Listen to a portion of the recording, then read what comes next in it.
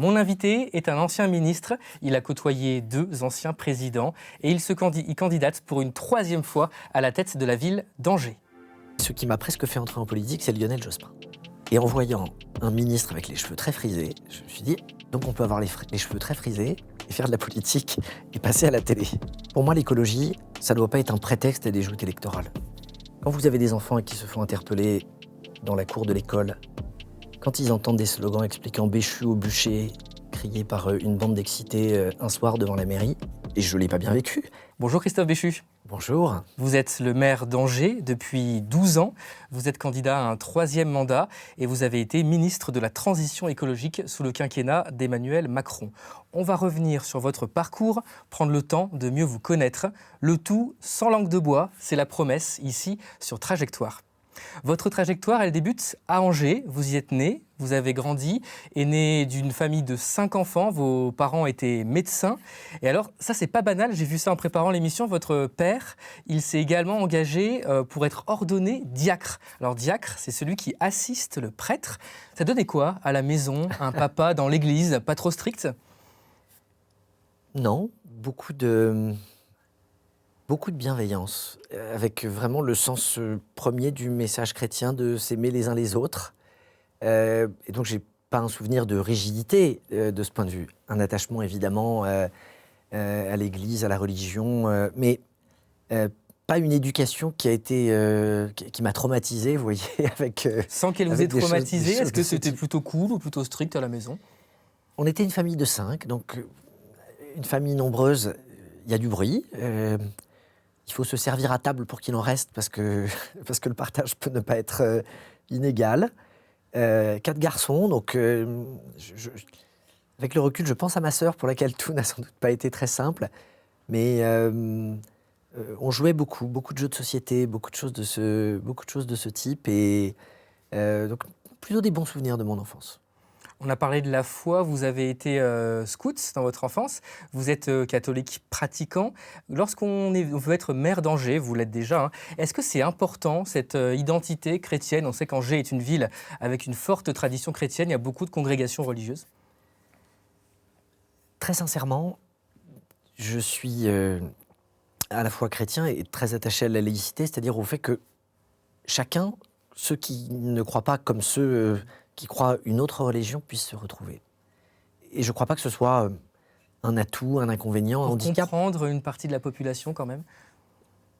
En fait, ce que je crois profondément, c'est que la connaissance, entre guillemets, de la foi ou de la chrétienté, d'abord, elle aide culturellement. Et dans une ville où on a beaucoup de monuments historiques, où on va célébrer le millénaire d'une abbaye, où on a des lieux qui sont riches de notre histoire, ça donne forcément une profondeur historique. Mais je pense que ça donne aussi une bienveillance dans le dialogue entre les religions.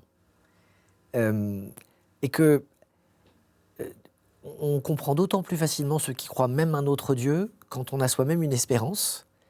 Puis je pense qu'assez fondamentalement, quand on se dit que tout ne s'arrête pas avec la mort, on fait plus attention à la manière dont on se comporte quand on vit, là aussi, quelle que soit sa religion, et au quotidien.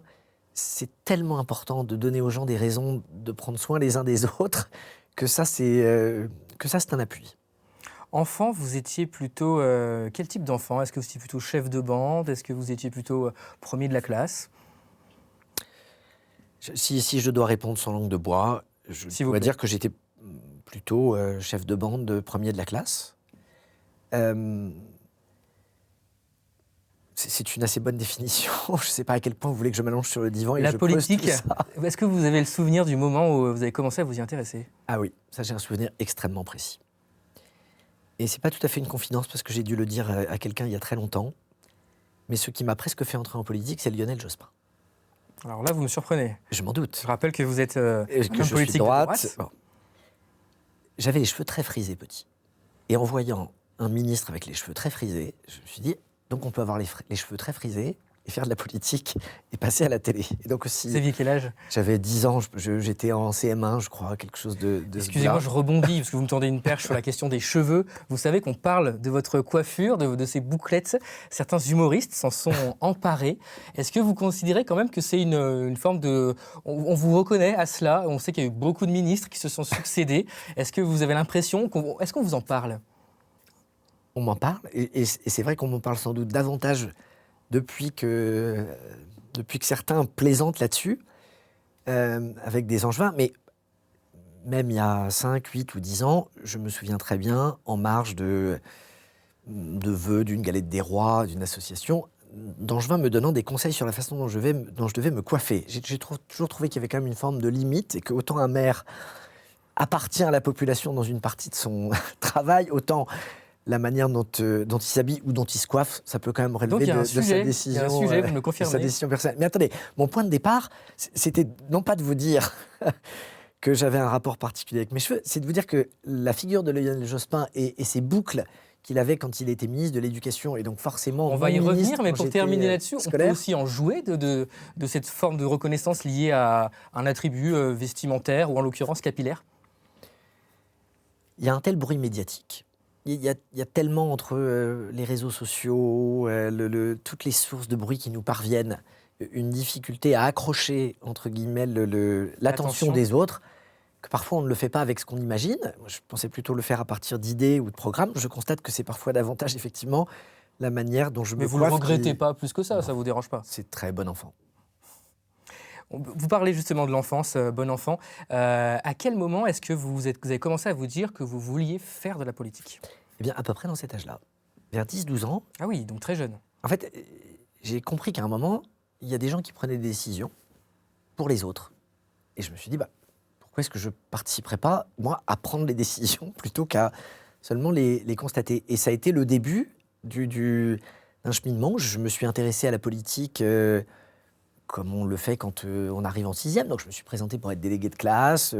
J'ai essayé de me renseigner. Je lisais le Courrier de l'Ouest auquel papa était abonné. Enfin, ce genre de choses. Et puis de fil en aiguille, je me suis dit que j'allais faire Sciences Po, puisque c'était l'école pour ceux qui voulaient faire de la politique. Et vous l'avez fait.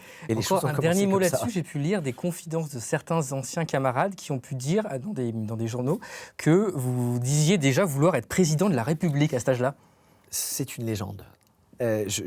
Au sens où j'avais cette ambition politique, mais je lui disais que je voulais être maire de ma ville. Mais vous aviez cette ambition politique non, pas oui, d'être président. Mais pas d'être président. D'accord. À la différence de plein de gens qui vous disent, petit, vous voulez être président de la République, les camarades de classe qui se souviennent des discussions qu'on a pu avoir en 6e, en 3e, mon horizon, c'était le département, sans doute parce que je n'avais pas spécialement voyagé, je n'avais pas de famille à Paris, pas beaucoup d'occasions d'aller ailleurs, et que pour moi, ça me semblait déjà très vaste et très grand de pouvoir avoir des responsabilités locales.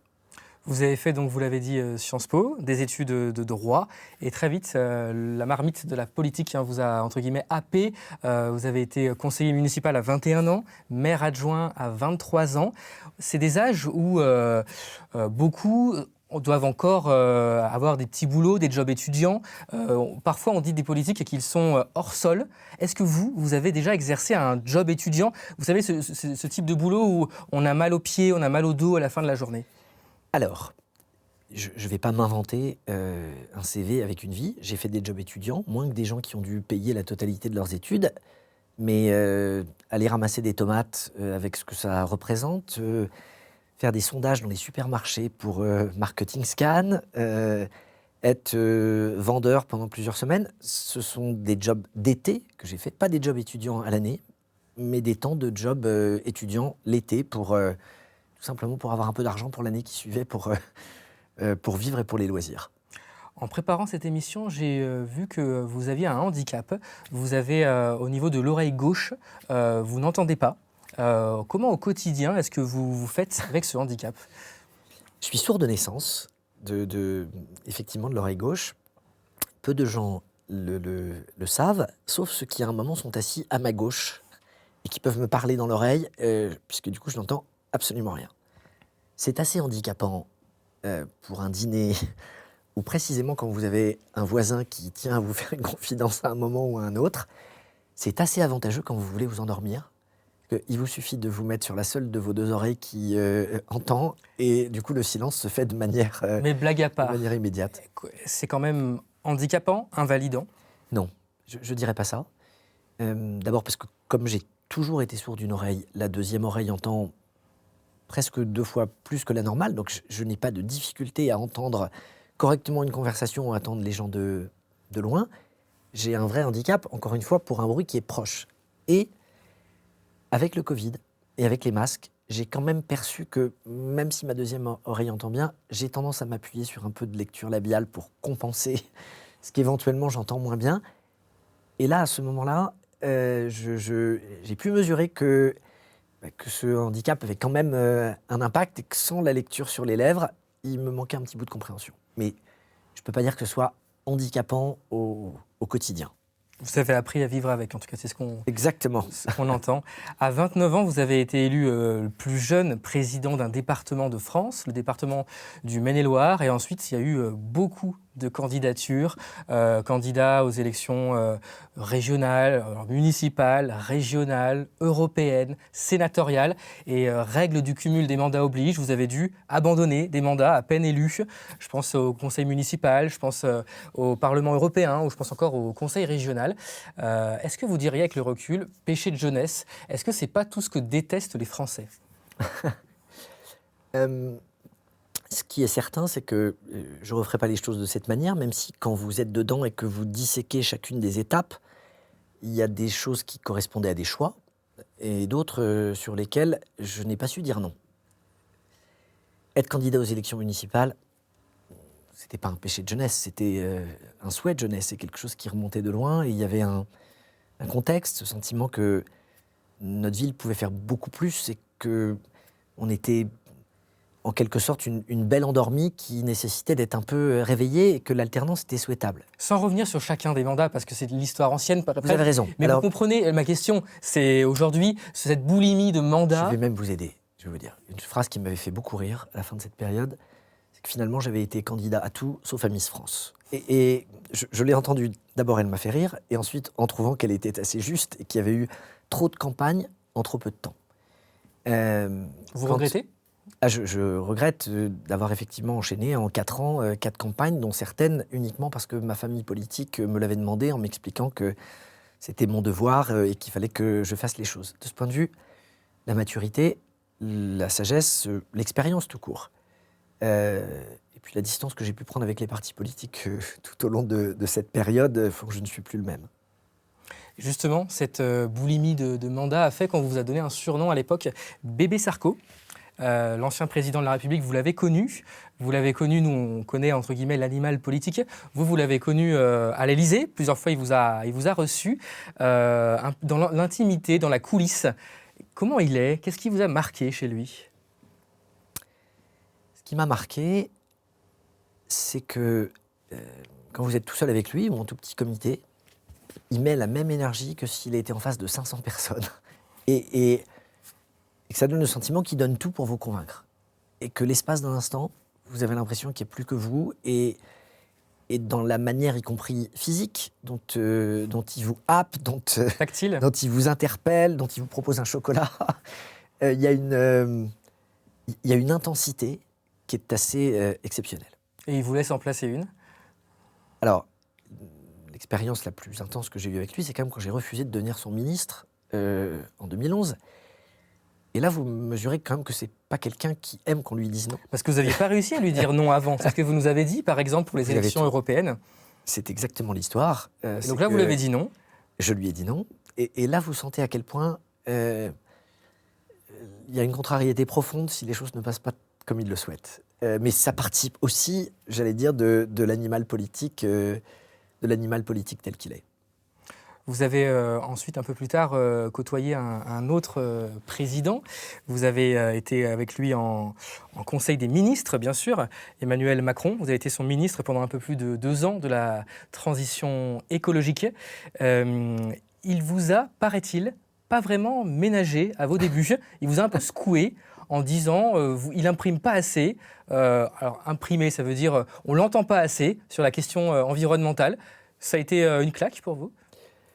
D'abord, le respect que j'ai pour pour la fonction présidentielle et pour ce que ça représente fait que les discussions que j'ai pu avoir en petit comité avec le président de la République n'ont pas vocation à sortir d'ici. Donc je me contenterai de commenter des choses qui, entre guillemets, peuvent avoir été pour partie. Et tout comme pour Nicolas Sarkozy, vous avez pu nous dire un petit peu... Mais parce que ces informations ont fini par passer avec le temps. Mais pour le président Macron, est-ce qu'il y a quand même eu une forme de... D'abord, moi j'assume parfaitement, c'est sans doute aussi une des différences entre la politique nationale et la politique locale, que la communication est moins importante que l'action et que les résultats que vous êtes capable de produire. Et je pense que toute une part du désamour des Français pour la politique nationale, c'est que vous entendez des gens sur des matinales et vous attendez parfois longtemps avant que ce qui vous a été annoncé finisse par se réaliser. Là où en local, quelle que soit la sensibilité des maires, quand vous promettez quelque chose, à la fin, vous l'inaugurez et ça correspond à une réalité. Et en même temps, vous savez parfaitement que la politique, ça s'incarne. Ça fait partie du job. Et donc, je comprends, et j'avais dans ce domaine certainement des choses à apprendre.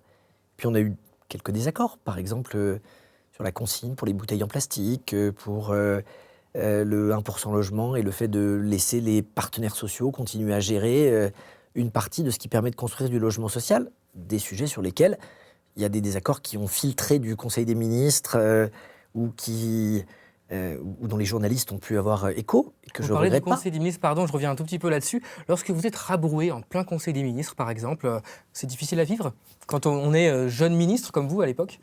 Je considère vraiment que ça fait partie du job et de la mission.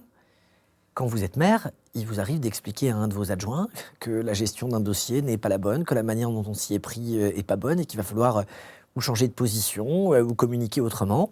Il est normal, quand vous êtes ministre, que le président de la République, qui est le patron, puisse déterminer les points sur lesquels vous devez vous-même intensifier votre action, votre communication ou votre façon d'être. Sinon, vous ne venez pas en équipe de France. Pendant les 2 années où vous avez été ministre de la Transition écologique, il n'y a pas eu de grande loi, comme on dit parfois, à votre nom, plutôt une stratégie des petits pas. Est-ce que c'est à la hauteur des enjeux? Vous savez, quand je vois ce qui a été décidé dans le domaine de l'écologie depuis les 2 ans où je ne suis plus au ministère, je pense que beaucoup d'acteurs mesurent qu'au moins on a pris un certain nombre de décisions extrêmement concrètes ou qu'on a posé les bases de choses qui existent aujourd'hui. C'est vrai pour le plan d'adaptation de la France à 4 degrés, c'est vrai pour un plan eau qui n'avait pas eu d'équivalent dans les 30 précédentes années et qui continue à se déployer, c'est vrai dans d'autres domaines, mais plus largement. Pour moi, l'écologie, ça ne doit pas être un prétexte à des joutes électorales. Le sujet, c'est pas de savoir qui marque un but, c'est de savoir comment on préserve le terrain. Et donc, dans ce domaine, ce qui est en train d'abîmer l'écologie, ce qui l'abîme et ce qui explique aujourd'hui une part de ce reflux, c'est quand vous avez des partis politiques qui vous disent « Non, l'écologie, c'est pas pour tout le monde, c'est réservé à la gauche. Si vous n'êtes pas de gauche, vous n'avez pas le droit d'être écolo. » Mais vous voyez bien pourquoi je vous pose la question. Il y a eu un ancien ministre qui vous a précédé de la transition écologique qui a dit dans une matinale radio, Nicolas Hulot pour ne pas le citer, « Je m'en vais parce que la stratégie des petits pas, ça nous mène dans le mur. » Et vous comprenez bien que cette question de l'adaptation à... Je suis en total désaccord avec ça. D'abord parce que si on attend un grand soir, on va l'attendre longtemps. Et qu'ensuite, il n'y a pas de pas qui soit inutile. On a encore le luxe, entre guillemets, de cette stratégie des petits pas. Je me permets de vous dire que les années où j'ai été ministre, j'en suis évidemment pas le seul responsable, mais ça correspond aux années qui ont été records en matière de baisse d'émissions, compte tenu de politiques qui avaient été décidées avant, mais compte tenu de politiques aussi qu'on a amplifiées quand on était là, comme le Fonds vert, comme le plan pour les 50 sites les plus émetteurs, etc. Ensuite, il faut comprendre que le climato-défaitisme, qui consiste à expliquer qu'on n'y arrivera pas, que la marche est trop haute, ou alors que la France c'est trop petit et que c'est pas à nous de faire des efforts et que c'est aux Chinois ou aux États-Unis, c'est l'inverse de ce qu'il faut. Si vous faites de l'écologie un sujet qui consiste à braquer les gens les uns contre les autres, si vous faites de l'écologie punitive en culpabilisant les gens, à la fin, très concrètement pour les téléspectateurs, vous allez à l'encontre. Pour les spectateurs qui nous regardent, c'est quoi votre geste du quotidien, vous par exemple, pour la planète? Mais c'est la somme des gestes qui est importante. Ce que je veux dire, c'est que quand on parle de petits pas, si chacun, dans plein de domaines, fait attention à sa consommation, on est rendu à 40 vêtements achetés par personne et par an, alors que nos anciens savaient qu'il fallait parfois être capable de réparer les choses, penser à la durée de vie De la sobriété, des produits. vous dites. Vous savez qu'après, on entend beaucoup d'injonctions aujourd'hui de la part des hommes politiques sur le réchauffement climatique et la nécessité d'adapter ces gestes au quotidien. Comme je vous l'ai dit ici, pas de langue de bois, on voudrait de la franchise. Est-ce que vous, vous admetteriez peut-être un geste pas très écolo que vous continuez à faire? Vous utilisez la voiture, par exemple, toujours? Bien sûr. C'est certainement dans ce domaine que je suis le moins écolo. Maintenant, encore une fois, c'est une somme de choses. Et ce que je veux dire, c'est que, bon, ok, le sujet est centré sur moi. Je vais vous répondre, mais je ne peux pas laisser entendre que les petits pas, ce serait pas bien, parce qu'en faisant ça, on décourage les Français et tous les efforts qui ont été faits pour trier, pour limiter le gaspillage alimentaire, pour mettre un mousseur de manière à ce que vous puissiez gaspiller moins d'eau, apprendre le vélo ou aller marcher pour un trajet de quelques kilomètres. Derrière le discours sur les petits pas, il y a en fait une façon d'aller critiquer ce que toute la société est en train de faire pour bouger. On a entendu votre plaidoyer en faveur des petits pas. Les gens qui nous regardent se font leur propre opinion. Qu'est-ce que vous répondez aux militants écologistes qui disent, lorsque vous étiez ministre, Christophe Béchu, il parle climat à Paris ou dans les instances internationales, et dans sa ville, au local, à Angers, il bétonne? C'est juste n'importe quoi. Il y a 68 hectares de plus d'espace vert qu'il y en avait que quand je suis devenu maire. Il y a 5 fois plus de bio dans les cantines que quand des écologistes étaient en responsabilité. On a fait 2 nouvelles lignes de tram, on a créé 2 réseaux de chaufferie. La vérité, c'est que vous avez des gens qui, parce qu'ils pensent qu'ils ont le monopole de ces questions d'un point de vue idéologique, s'autorisent ou à faire n'importe quoi ou à faire le contraire de ce qu'ils disent. Nous, c'est l'inverse. Si on a été classé il y a quelques années ville la plus écologiste de France, si la part de la voiture est passée sous les 50%, si on a la seule cuisine publique zéro plastique de France, on ne le doit pas aux écolos qui nous ont enfermés dans des choix idéologiques de tri mécano-biologique ou qui ont été construire un centre commercial avec 4000 places en périphérie. On le doit aux décisions qu'on a prises. C'était avant que vous soyez maire en 2014. 2 ans plus tard, en 2016, je voulais revenir sur un épisode de votre premier mandat de maire. Il y a eu cette affiche que je vais décrire, où on voit un couple gay qui s'enlace sobrement, on va dire. C'est une campagne d'affichage en faveur de la lutte contre le sida. Et à Angers, vous, maire, vous avez décidé de retirer ces affiches de la ville. Est-ce qu'avec le recul, vous vous dites c'est une erreur que je regrette? Ou est-ce que vous le referiez aujourd'hui? Tout ça est très raccourci. D'abord parce que c'est la société Decaux qui gère les panneaux d'affichage et que suite à des courriers que j'ai reçus de beaucoup d'Angevins, j'ai fait part de cette émotion auprès de la société Decaux. Mais peu importe. Vous avez fait partie quand même des rares villes qui ont pris une telle mesure. J'ai fait partie des villes dans lesquelles aussi, y compris un certain nombre de collectifs, ont fait remonter que l'image qui était donnée de ces couples autour d'un coup d'un soir ou des choses de ce type allait à l'encontre de ce qu'on s'efforçait de faire passer comme message sur le respect qu'on devait à tous les types de couples. Mais peu importe. Qu'est-ce que vous craignez au fond quand on voit cette photo? Qu'est-ce qui est gênant? Comme j'avais voté contre le mariage pour tous. Et vous avez dit que d'ailleurs vous ne feriez pas la même chose aujourd'hui. Tout ça a été exploité, utilisé. J'ai eu l'occasion d'abord, depuis cette date, de marier des couples homosexuels, y compris au sein de ma propre équipe municipale lors des mandats précédents.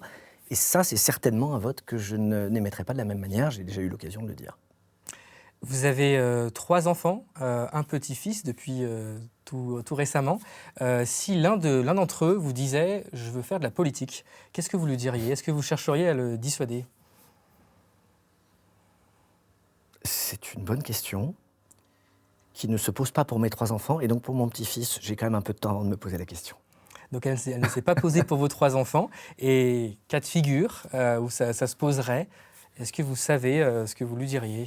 Je ne pourrais pas le dissuader parce que je considère qu'il faut des gens qui s'engagent. Et j'allais dire que si c'était un de mes enfants, il n'ignorerait rien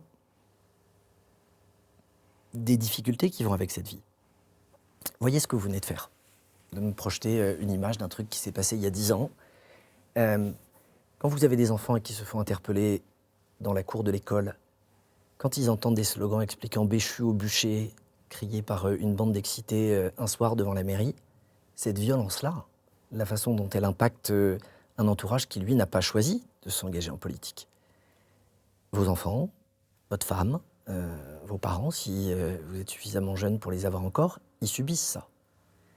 Le fait de vous retrouver à faire vos courses au supermarché dans un moment de détente avec quelqu'un qui vient vous expliquer qu'il aimerait avoir une croix jaune devant chez lui, ou qui... Une croix jaune devant chez lui. Un bateau pour pouvoir garer sa voiture de manière plus facile, ou quelqu'un qui... Je reviens, pardon, juste sur qui en marge d'un moment familier. Bûcher, vous nous avez dit à l'instant, c'est des mots très forts. C'est arrivé dans quel contexte et comment vous l'avez vécu? Après les affiches, très précisément. Et je ne l'ai pas bien vécu. Et je l'ai surtout, encore une fois, pas bien vécu par rapport à mon entourage immédiat. Ce que je veux dire, c'est que quand vous êtes dans des moments qui sont des moments en famille, et ils ne sont pas nombreux, parce que la charge qui va avec un engagement comme celui-là, être maire, vous ne pointez pas avec la badgeuse à la mairie le lundi matin, et puis vous ne finissez pas votre semaine. Ça veut dire participer à des moments avec les Angevins, le dimanche, le soir, le week-end. Et si on n'aime pas ça, il faut faire un autre job. Mais que dans les moments où vous n'êtes pas dans une représentation, et vous allez avec un de vos fils, des trucs bêtes, à la boulangerie, acheter quelque chose dans un magasin de jouets, assister à un match. Quelqu'un vient de vous interpeller en vous disant qu'il faut vraiment aider son cousin qui cherche un travail, qui a besoin d'un logement pour tel ou tel. Maire, c'est à plein temps, 365 jours par an. Pour l'entourage, cette charge-là et ces moments qui sont déjà rares et qui sont pour partie, entre guillemets, un peu happés, ça rend l'exercice compliqué. Tout à l'heure, vous m'avez dit que vos 3 enfants ont choisi de ne pas être en politique. Est-ce que c'est aussi peut-être pour ça? Est-ce qu'ils ont vécu difficilement certains événements comme ça pendant leur enfance? J'ai trop de respect pour eux pour parler à leur place. Et ils sont suffisamment grands si un jour ils ont quelque chose à dire. En tout cas, je pense qu'eux mesurent que derrière l'espèce d'image et tout le politique bashing qui va avec, que dès que vous avez quelqu'un qui faute de manière scandaleuse sur le plan moral, la petite phrase du tous corrompu, quand vous êtes extrêmement vigilant, que vous êtes dans la transparence et que vous êtes attention à tout, elle est aussi insupportable pour l'entourage. En politique, vous avez un ami qui est aussi un candidat à l'élection présidentielle. Vous êtes son bras droit, on peut dire, au sein du parti qu'il a créé, le parti Horizon. Vous avez reconnu Édouard Philippe, l'ancien Premier ministre d'Emmanuel Macron.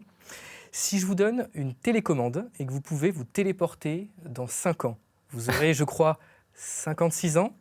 On sera c'est tout à fait exact. En 2031. Est-ce que vous n'avez qu'un choix possible? Est-ce que vous préféreriez être maire d'Angers, être à la tête d'un grand ministère, Matignon, l'Élysée ou rien de tout cela? Si je peux choisir et que vous me dites, dans 5 ans, mon souhait politique est exaucé, maire d'Angers dans 5 ans. Que maire d'Angers? Si vous me demandez ce que je souhaite, maire d'Angers. Je vous pose la question parce que lors du dernier mandat, vous avez été l'Élysée, rappelé à Paris. Je vais vous simplifier la vie. L'Élysée, c'est exclu. Et j'ai un bon moyen, même sans télécommande, de ne pas y être, c'est qu'il n'y a aucun monde dans lequel je me présente à cette élection. Et Matignon, c'est pas un fantasme. J'ai refusé 3 fois d'entrer dans des gouvernements. Vous comprenez pourquoi je vous pose la question? Parce que vous avez une proximité avec ce candidat-là. Je souhaite que dans 5 ans, Édouard Philippe soit à l'Élysée. Et vous souhaitez l'accompagner, j'imagine, à ce... Mais ça n'est pas une obsession. Vous savez, j'ai refusé 3 fois d'entrer dans des gouvernements. Dont une fois quand Édouard Philippe me l'a proposé en 2018, alors qu'il était Premier ministre. J'ai été heureux de servir mon pays pendant près de 2 ans et demi. J'ai été heureux de le faire dans un contexte pas simple et sur un portefeuille exigeant, mais c'est pas mon moteur dans la vie. On traverse des circonstances qui sont compliquées, qui nécessitent de ne pas se cacher, de ne pas se planquer, mais pour autant, le cœur de mon engagement politique, c'est mon engagement municipal. Donc à vous entendre, vous refuseriez si on vous proposait Matignon. Mais de la politique fiction sur ce qui se passera dans 1 an, quand tous les sondages nous indiquent avec répétition qu'on aura le droit à M. Bardella ou à Mme Le Pen, ça ne me motive que pour une chose, c'est pour éviter que cette prédiction arrive, parce que je considère que les extrêmes sont un danger mortel pour notre pays. Le reste, c'est de la politique fiction. Est-ce que c'est ce qui vous inquiète le plus dans les années à venir, l'arrivée du Rassemblement national au pouvoir? Ce qui m'inquiète, c'est la montée des extrêmes. Ce qui m'inquiète, c'est le poids du RN, et c'est la manière dont LFI lui sert formidablement de carburant électoral. Les excès de M. Mélenchon et de ses amis font que les gens du RN sont devenus des gens raisonnables. Mais moi, des gens qui font de la politique et qui considèrent que le problème, c'est l'autre, à cause de sa couleur de peau, à cause de sa religion, ou à cause de son compte en banque, ou de la catégorie sociale à laquelle il appartient, c'est insupportable. Et ça, c'est ce qui mine une société, c'est ce qui mine une démocratie. C'est quand tout à coup, au lieu d'être dans un débat, vous n'avez pas seulement des différences ou des divergences d'opinion, mais vous avez une forme de haine qui légitime ensuite la violence vis-à-vis d'une partie du corps social. Et LFI, RN, pour moi, ce sont des dangers qui sont équivalents et ce sont surtout des dangers qui s'auto-alimentent et qui se renforcent. Et quand je vois le poids qu'ils pèsent dans le pays, la manière dont aujourd'hui, est-ce que vous dites à pas que c'est l'Assemblée un nationale... échec auquel vous vous associez, puisque vous avez participé à l'aventure macroniste, si je puis l'appeler ainsi? Mais je pense que c'est un échec qui vient d'encore plus loin que ça, parce que malheureusement, c'est pas comme si il y avait des scores élevés pour l'extrême droite seulement depuis 5 ou 8 ans.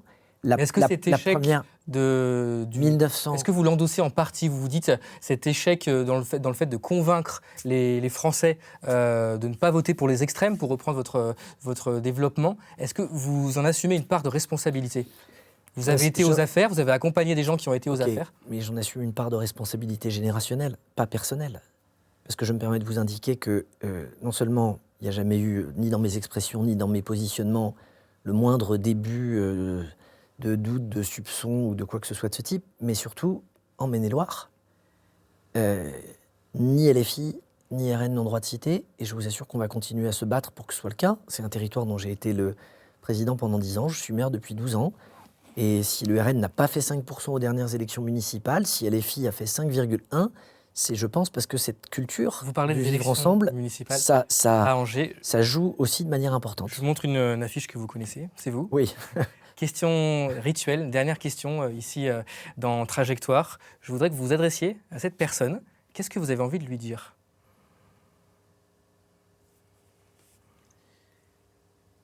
Continue de te rappeler que tout est à faire et que tout est à construire. Merci Christophe Béchu. Merci à vous de nous avoir suivis et vous pouvez également visionner sur notre chaîne YouTube les autres entretiens accordés aux autres candidats à l'élection municipale d'Angers, mais également de Nantes.